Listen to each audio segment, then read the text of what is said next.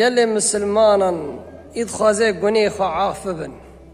اید خوازه خود تعالی نورا که پید الویدنه و الویدنه و حدیث پیغمبر علیه الصلاة والسلام ببیسه. پیغمبر علیه الصلاة والسلام دبیجه کی سورة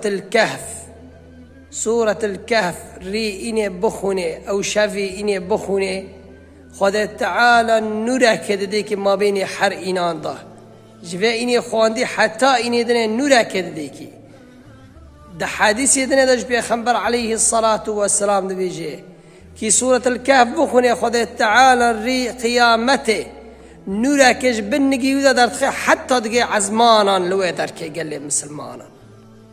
و حدیثه که دنه پیغمبر علیه الصلاة والسلام دبیجه کی سورة الكهف بخونه خود تعالی ما بین هر اینان دا گناه و گشکی عاف دکه.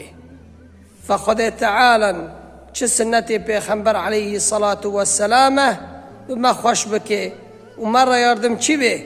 گو چه خیر و چه برکتی دا هبه امون نجی انشاءالله.